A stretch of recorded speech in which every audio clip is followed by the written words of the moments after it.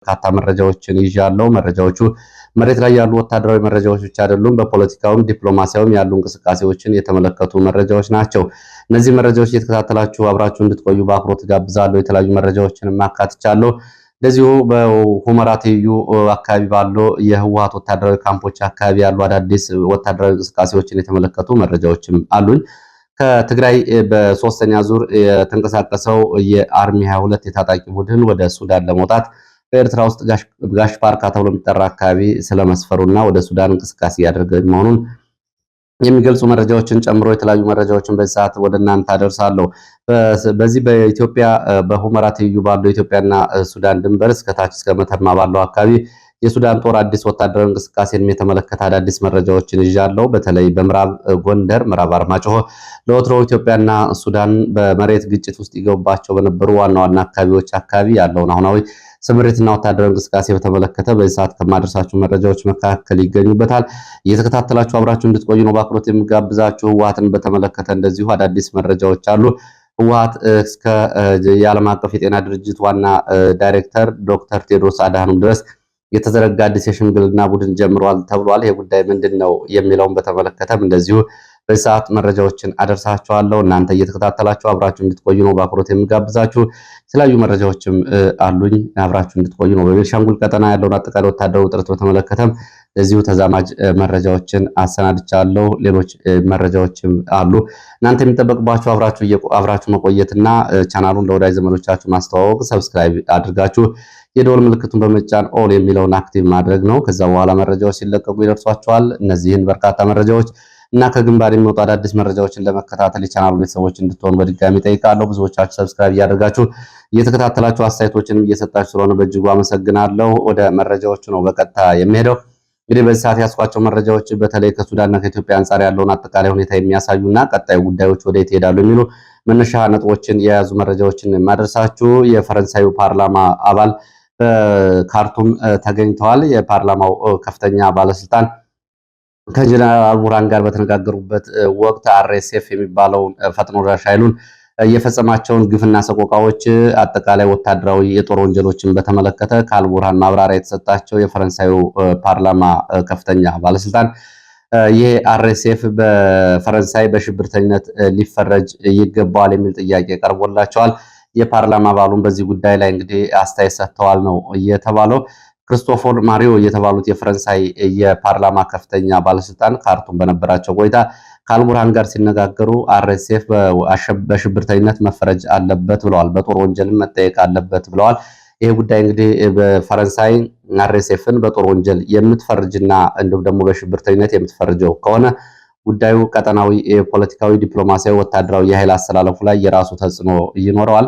እንግዲህ ካርቱም ከአልቡርሃን ጋር የተገናኙት የፈረንሳዩ የምክር ቤት ከፍተኛ ባለስልጣን ክርስቶፎር ማሪዮ የፈረንሳይ ምክር ቤት ተወካይ ናቸው። አርኤስኤፍ የፈጸመውን ግፍና ሰቆቃ ሪፖርት ከቀረበላቸው በኋላ ፈረንሳይ ይህንን ጉዳይ ታስብበታለች የሚል ምላሽ ሰጥተዋል። ይህ ለና አልቡርሃን ጦር ከፍተኛ ደስታ ፈጥሯል። ይህ እንግዲህ በተለይ የሱዳን የአርኤስኤፍ በሽብርተኝነት የሚፈረጅ ከሆነ ከአረብ ኤሚሬትስ እስከ አዲስ አበባ፣ ከአዲስ አበባ እስከ አርኤስኤፍ ድረስ የተዘረጉ አጠቃላይ ወታደራዊ ትብብሮችና ጉዳዩ የአፍሪካ ቀንድ ጉዳይ ኢትዮጵያን ጨምሮ ወደየት ይሄዳል የሚለው ጉዳይ ያው መነጋገሪያ ጉዳይ ነው የሚሆነው። ወደፊት አብረን የምናየው ይሆናል። ያው ሱዳን ውስጥ የሚደረጉ ወታደራዊ ስምሪቶች፣ ወታደራዊ እንቅስቃሴዎች ከኢትዮጵያ ጋር በቀጥታና በተዘዋዋሪ እንደዚሁ የሚገናኙ ናቸው።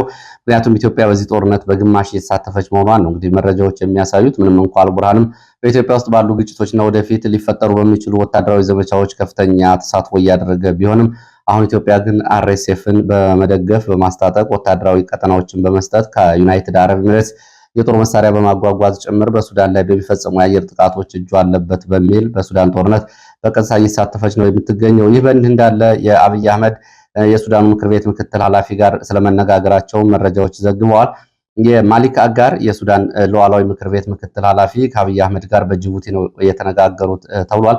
ከሁለት ቀናት በፊት ሁለቱም ለኦመር ጊሌ የጅቡቲው ፕሬዝዳንት በዓለ ሹመት ላይ በተገኙበት ወቅት መነጋገራቸውን አሁን ዘጌት ብለው የወጡ መረጃዎች ገልጸዋል።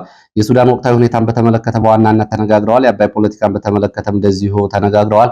የግብጽ ጉዳይ ግብጽ በሱዳን ያላትን ጦርነትና የግብጽን እጅ በተመለከተም እንደዚሁ ይህ ጉዳይ መነጋገሪያ መሆኑና ኢትዮጵያ የሱዳን ዲፕሎማሲያዊ መፍትሄ ለማምጣት ግብጽ በሱዳን ውስጥ የምታደርገውን አጠቃላይ ወታደራዊ እንቅስቃሴና ወታደራዊ ስምሪት እንድታቆም በእነ አብይ አህመድ በኩል ይህ ጉዳይ መነሳቱ ተገልጿል። ይህም እንግዲህ በቅድመ ሁኔታ ላይ የተመሰረተ ውይይት እንጂ ዲፕሎማሲያዊ ንግግር ሊባል አይችልም ተብሏል። በዚህ ወቅት እንግዲህ በታዛቢነት የነበሩት የኢጋድና እንዲሁም ደግሞ የጅቡቲው ፕሬዝዳንት ኢትዮጵያና ሱዳንን ጨምሮ በዚህ በአፍሪካ ቀንድ ያሉ ቀጠናዎችን እና ውጥረቶችን፣ ወታደራዊ ግጭቶችን በሰላም እንዲያልቁ ወደ ጠረጴዛ እንዲመጡ ንግግር ለማድረግ ፍላጎት እንዳላት ጅቡቲ በዚህ ወቅት መግለጿንም ዘጌት ብለው የወጡ መረጃዎች ይገልጻሉ። እንግዲህ ሱዳንና ኢትዮጵያን በተመለከተ አንዱ በአንዱ ጉዳይ አንዱ የአንዱን ታጣቂዎችና ተቃዋሚዎች እያስታጠቁ ነው የሚገኙት። በዚህ ሁኔታ የጦር መሳሪያ ያቀርባሉ፣ ሲመቻቸውን በቀጥታና በተዘዋዋሪ የአየር ድብደባ እያደርጋሉ። ባለፈው የአልቡርሃን ጦር ኩርሙክ ተብሎ የሚጠራው ኢትዮጵያ ቤኒሻንጉል አካባቢ ጥቃት ከፈጸሙ በኋላ ከባህር ዳር የተነሱ አውሮፕላኖች ካርቱም አየር ማረፊያና የሎጂስቲክ ማዕከላትን አውድመዋል በሚል የሁለቱ ሀገራት ወታደራዊ ውጥረት እንዲሁም ደግሞ ዲፕሎማሲያዊ ግንኙነት ወደ ሻከረ ደረጃ ተሸጋግሯል። ሱዳን አምባሳደሯን መጥራቷና የኢትዮጵያ አየር መንገድ እንደዚሁ ወደ አሜሪካ፣ አውሮፓና ሰሜን አፍሪካ የሚያደርጋቸውን በረራዎች በሱዳን አየር ክልል እንዳያደርግ ከለክላለሁ የሚል ዛቻ ድረስ መድረሷ ይታወቃል።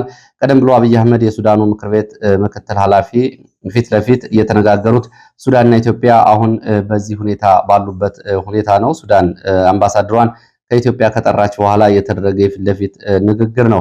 ይህንን በተመለከተ አብይ አህመድ ካሁን በፊት 2 ጊዜ ወደ አልቡርሃን የላኳቸው ልዩ መልእክተኞችም እንደዚሁ በአልቡርሃን በኩል መልእክቱ ውድቅ መደረጉና መልእክተኞቹን ሳይቀበሉ መመለሳቸው ይታወቃል።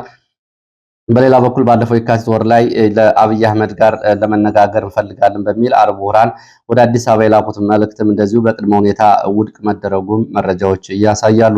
የሱዳንና የኢትዮጵያ ዲፕሎማሲያዊ ሁኔታ በዚህ ደረጃ ይገለጻል። ያው በእርግጥ ሱዳን ተብሎ አሁን የሚጠራው በደጋሉ የሚመራውም የራሱ ምክር ቤትና የራሱ ካውንስል የራሱ ፖሊስና የራሱ አስተዳደር የመሰረተ በአልቡርሃን የሚጠራው ደግሞ የሱዳን መንግስት በአመዛኙ ዓለም አቀፍ እውቅና ያለውና የአፍሪካ ህብረት የሚያውቀው እንደ ሱዳን ብሔራዊ ጦርና እንደ ሱዳን መንግስት የሚታይ ነው። አሁን ኢትዮጵያ እንግዲህ ከደጋሎ ጋር ያለውን ዲፕሎማሲያዊ ግንኙነት መርጣለች። በአንጻሩ ደግሞ ዓለም የሚያውቀውን እና በግብጽ የሚደገፈውን አልቡርሃን ደግሞ ውድቅ አድርጋለች። እሱም በተራው ይህን እያደረገ ነው የሚገኘው። እንግዲህ በተደጋጋሚ እንደተገለጸው አልቡርሃን የኢትዮጵያን መንግስት የሚታገሉ በርካታ ታጣቂዎችን እየደገፈ እያስታጠቀ ሲሆን በኢትዮጵያ በኩልም እንደዚሁ አርኤስኤፍን ጨምሮ የሱዳን ነጻነት ንቅናቄ ሰሜን ተብሎ የሚጠሩትና አዳዲስ ታጣቂዎችን በኢትዮጵያ እያሰለጠነችና እየደገፈች ነው የምትገኘው። ይህ በእንዲህ እንዳለ እንግዲህ ጅቡቲ ኢትዮጵያና ሱዳንን ጨምሮ በአፍሪካ ቀንድ ያሉ ግጭቶችና ውጥረቶችን ለመፍታት እንደዚሁ በኡመር ጊሌ በኩል አዲስ ኮሚቴ በማቋቋም እነዚህን ጉዳዮች ለመመልከት ኢትዮጵያና ሱዳንም ወደ ጠረጴዛ እንዲመጡ ግፊት እንደምታደርግ በዚህ ወቅት ተገልጿል። ይህ እንግዲህ ዘግየት ብሎ የወጡ መረጃዎች ናቸው። በይፋ ለሚዲያዎች በወቅቱ አልተገለጸም ነበረ። አሁን ከጅቡቲ ሚዲያዎች የተገኙ መረጃዎች ናቸው። ይህ በእንዲህ እንዳለ በብሉ ናይል ግዛት በሱዳን ኮይ ተብሎ የሚጠራ ቦታ የሱዳን ጦር የአርኤስኤፍ ሚሊሻ ካምፖችን በከባድ የአየር ድብደባ አውድሟል። እንግዲህ አልኮይል ተብሎ የሚጠራው የአርኤስኤፍ ወታደራዊ ካምፕ ሙሉ በሙሉ በአልቡርሃን ጦር በአየር ወድሟል። ዛሬ ነው ይሄ የሆነው። በሌላ በኩል እስማኤል አብደላ ራህማን የሚባል የአርኤስኤፍ ሁነኛ የጦር መሪ የሚመራው የቡድን 22 የሚባለው ተዋጊ አዛዦችና ሚሊሻዎች ከኒያላ ወደ ደቡብ ዳርፉር ወደ አራዲያን እና አልናአም ተብሎ ወደሚጠራ ቦታ ወደ ጁባ መውጣታቸውና መኮለላቸው ታውቋል። ይሄ ወታደራዊ አዛዥ ከአርኤስኤፍ መውጣት በአርኤስኤፍ ወታደራዊ ኃይል ላይ ከፍተኛ አሉታዊ ተጽዕኖ ይኖረዋል።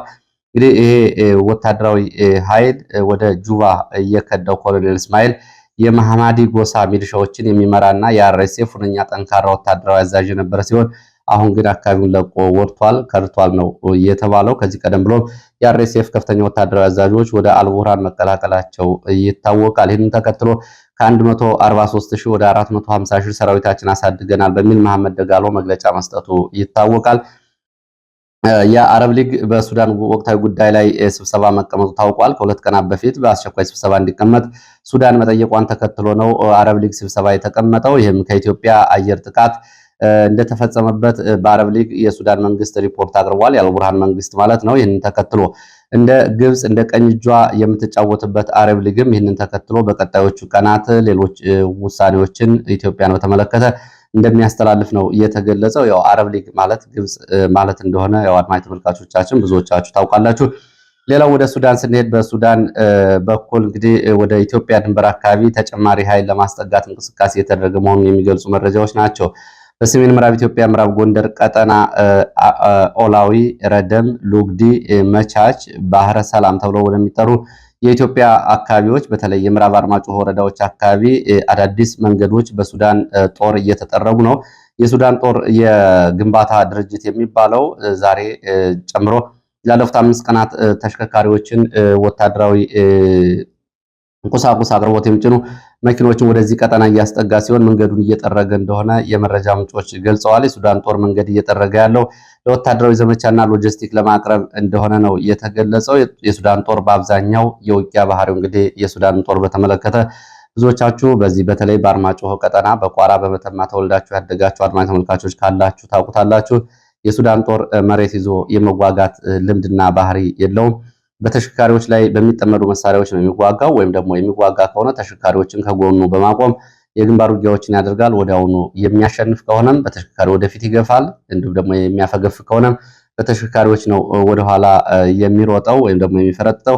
ለዚህ ነው እንግዲህ መንገዶች እየተጠረጉ የሚገኙት። በምዕራብ አርማጭሆ ቀጠና በተጠቀሱ ቦታዎች ኦላዊ፣ ረደም፣ ሉግዲ፣ መቻች እና ባህረ ሰላም ተብሎ በሚጠሩት አካባቢዎች ዶዘሮች እና እንዲሁም ደግሞ የግንባታ ተሽከርካሪዎች ገብተው መንገድ እየጠረጉ እንደሆነ ዛሬ ወጡ መረጃዎች ያሳያሉ።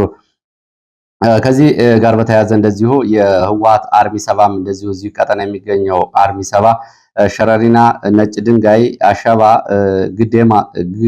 ግዴማ ተብሎ በሚጠሩት አካባቢዎች ከሱዳን ጦር ጋር ተጨማሪ እንቅስቃሴዎችን ወታደራዊ ልምዶችን እያደረገ ሲሆን ከትግራይ ውስጥ ከሚገኘው አርሚ 22 የተውጣጡ ታጣቂዎች እንደዚሁ ሜካናይዝድ ኃይል ለማቋቋም ለአርሚ ሰባ ወደ አካባቢው ማቅናታቸውና መምጣታቸው ታውቋል። ቁጥራቸው 23 ይሆናል የተባሉት የሜካናይዝድ ክፍል የሚያቋቋሙ አሰልጣኞች ወደ ሱዳን ገብተዋል ነው የተባለው።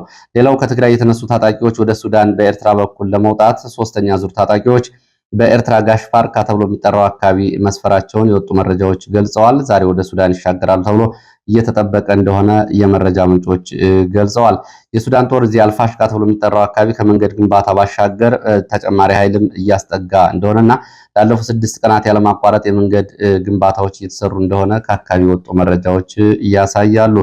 ሌላው እዚሁ ሸረሪና ተብሎ ከሚጠራው ወታደራዊ ካምፕ በህወሓት ስልጠና የተሰጣቸው የነበሩ ታጣቂዎች ከግማሽ በላይ የሚሆኑት ጠፍተዋል የሚል መረጃ ወጥቷል። እንግዲህ ሸረሪና ተብሎ የሚጠራው አካባቢ የህወሓት ታጣቂዎች ከራሳቸው ታጣቂዎች ባሻገር በአካባቢ ሌሎች ታጣቂዎችንም በማሰልጠን ወደ አማራ ክልል አስርጎ ማስገባትና ለወደፊት ለሚኖራቸው ዘመቻ ተባባሪ ለማድረግ ስልጠና እየሰጡ ነበር።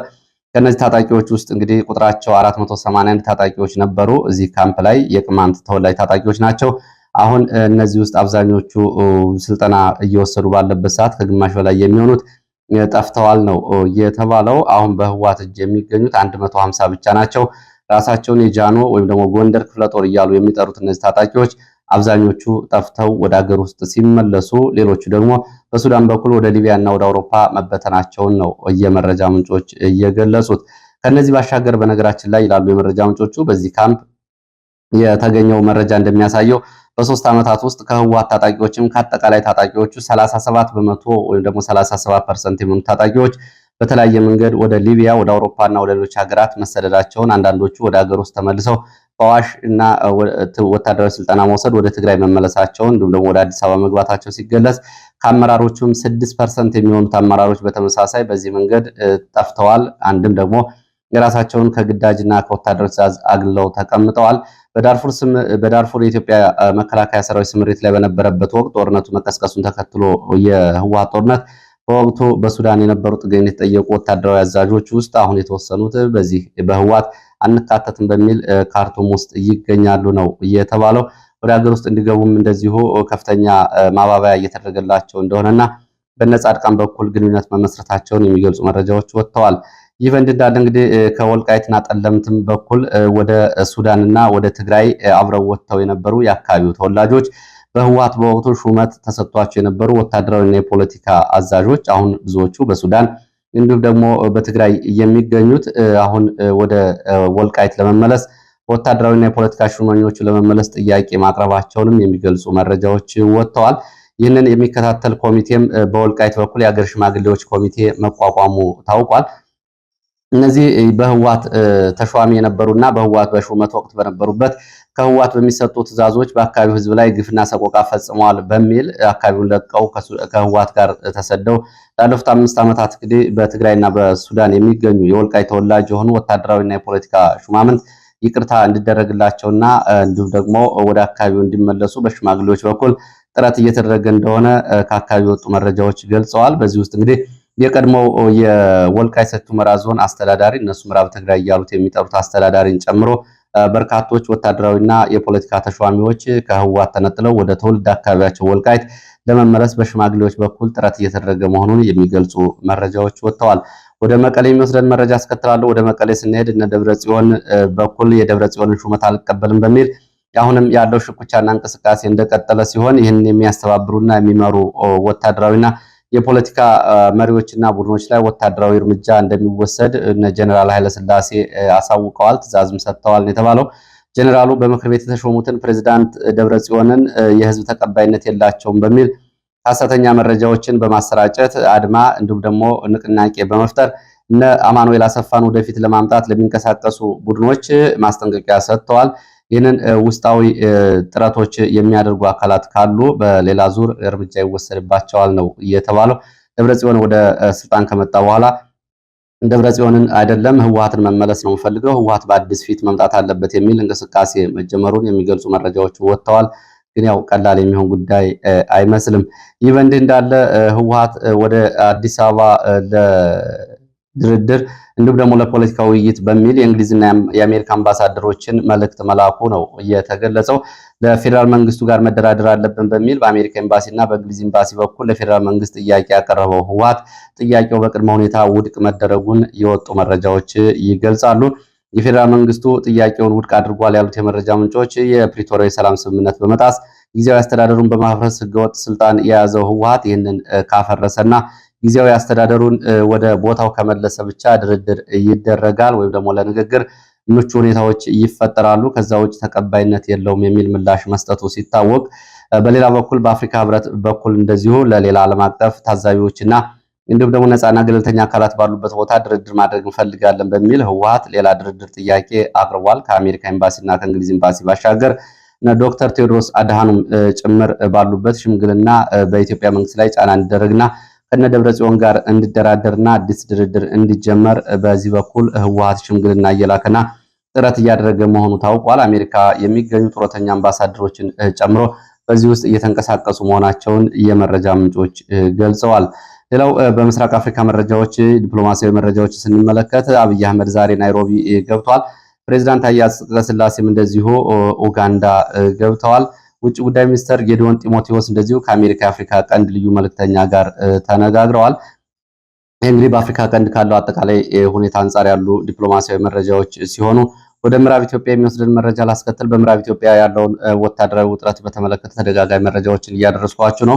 በምዕራብ ኢትዮጵያ የሱዳን ጦር ወደ ኢትዮጵያ ድንበር እየተጠጋ ነው የሚገኘው። ወሳኝ የሚባሉ ቦታዎችን መቆጣጠሩም እንደዚሁ ተገልጿል። በትላንትናው ዕለት የሱዳን ጦር በምዕራብ ኢትዮጵያ በኩል ወሳኝ የምትባል ቦታ ተቆጣጥሯል። አርኤስኤፍ እና ኤስፒኤልኤም የሚባሉ የሱዳን ተዋጊዎችን የአራተኛው ክፍለ ጦር በማሸነፍ ይህንን ቦታ ተቆጣጥሯል። ህወሓት እንግዲህ ከአርሚ 22 እና ከአርሚ 7 የተውጣጡ ታጣቂዎችን በዚህ ግንባር እያስጠጉ መሆናቸው ይታወቃል። በኢትዮጵያ በኩልም ከዳቡስ ተብሎ ከሚጠራው ወታደር ማሰልጠኛ ወደ ግንባር ወደ ለአርኤስኤፍ ወታደር ተሽከርካሪዎች፣ ሎጂስቲክ፣ ሞተር ብስክሌቶችን ጨምሮ የውጊያ መሳሪያዎችና ሬሽን እየተጠጋለት እንደሆነ ይታወቃል። ይህ በእንዲህ እንዳለ ሸርቆሌ ተብሎ በሚጠራው ወረዳ ገላግል ተብሎ በሚጠራ ቦታ በታጣቂዎች እንደዚሁ ጥቃት ተፈጽሟል። በአካባቢው በሱዳን ጦርና በህወሓት የሚደገፉት የቤንሻንጉል ግንባር ታጣቂዎች ለሁለተኛ ጊዜ ትናንትና በፈጸሙት ጥቃት የሚሊሻ አባላት ከፍተኛ ጉዳት ደርሶባቸዋል። በትላንትናው ዕለት በተፈጸመው ጥቃት የደረሰውን ጉዳት በዝርዝር እያጣሩ እንደሆነ የመረጃ ምንጮች ገልጸዋል። ይህ እንግዲህ ለሁለተኛ ቀን የተፈጸመ ጥቃት ነው። ይህንን ተከትሎ የቤኒሻንጉል ክልል ወደ ድንበር አካባቢ ኢትዮጵያና ሱዳን ድንበር አካባቢ ከሶስቱም ዞኖች እና ከሁሉም ወረዳዎች የተውጣጣ ፖሊስ፣ ሚሊሻና የልዩ ኃይል ወደ አካባቢው እንዲሰማራ ትላንትና ትዕዛዝ ሰጥቷል። የክተት ጥሪ ይመስላል ነው ያሉት የመረጃ ምንጮች። ሌላው እዚሁ ቤኒሻንጉል ግልገል በለስ ከተማ ዙሪያ ትላንትና መሻሹን ከፍተኛ ተኩስ እንደነበር የመረጃ ምንጮች ገልጸዋል። ባለፈው የግልገል በለስ ከተማ እስር ቤትን በመስበር እስረኞችን ለማስወጣት ሙከራ ያደረገው ታጣቂ ኃይል ነው። ትላንትና ግልገል በለስ ከተማ ዙሪያ በሚሊሻ ካምፖች ላይ ጥቃት እየከፈተው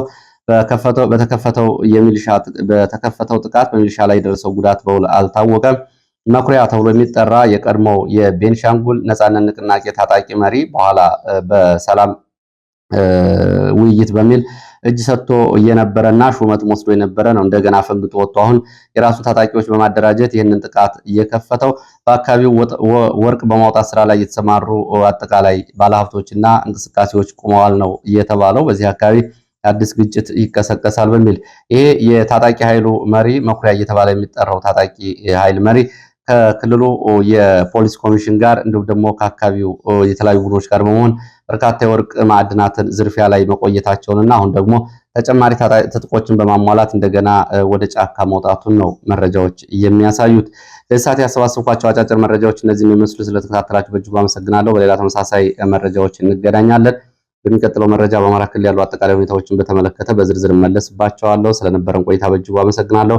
አሁንም ሐሳብ አስተያየቶቻችሁን እየሰጣችሁኝ ስለሆነ በእጅጉን የማመሰግነው። ጥቆማዎቻችሁን ጥቆማ@ዜና@gmail.com በቴሌግራም፣ በዋትስአፕ፣ በሜሴንጀር ልታደርሱ ትችላላችሁ። መልካም ጊዜ